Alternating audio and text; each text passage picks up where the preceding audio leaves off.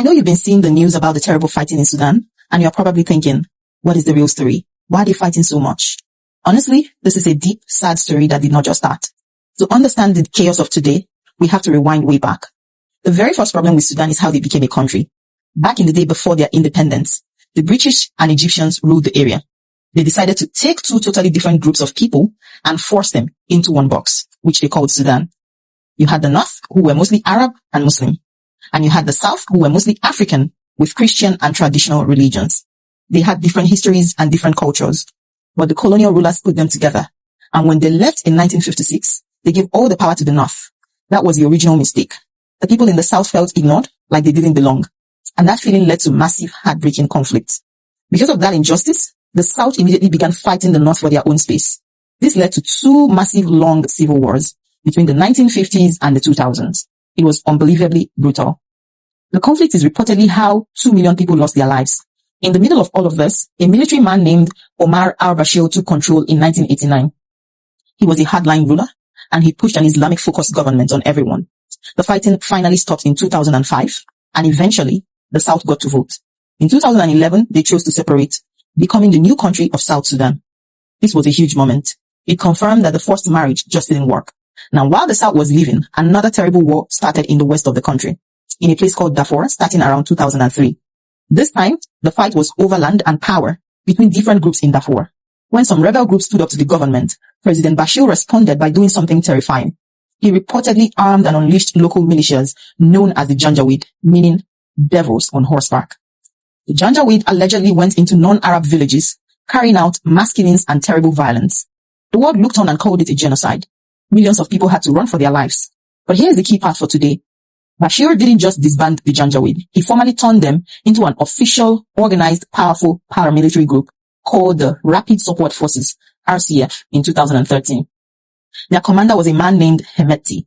The RCF became rich and strong, reportedly by controlling gold mines and getting weapons from outside of Sudan. Bashir ruled for over 30 years, but he was finally overthrown in 2019 after months of huge protests by young Sudanese people who were demanding democracy and a better life. It was a beautiful moment of hope. The regular army, the Sudanese Armed Forces, SAF, led by General Abdel Fattah al-Burhan, and Hemeti's RSF worked together to remove Bashir. They promised to hand over power to a civilian government, but they kept on delaying. Then in October 2021, Burhan and Hemeti staged another coup, taking complete control and crushing the protests for democracy. The world told them you must unify your forces. This meant that Hemeti had to put his powerful, rich RSF under the command of the regular military, the SAF. Hemeti didn't want to lose his gold or his power, and Burhan didn't want a massive, powerful rival militia existing in his country. That tension was the bomb waiting to explode. On April 15, 2023, the bomb went off.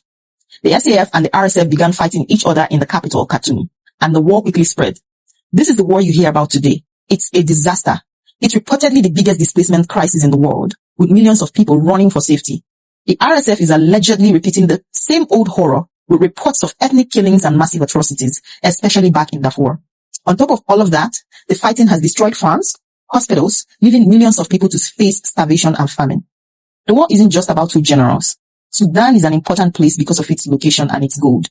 Hemeti and the RSF are reportedly getting support and money and weapons from the UAE and allegedly had ties to the Russian Wagner group, who want a piece of that gold and influence. General Burhan and the SAF are reportedly getting support from countries like Egypt and Iran.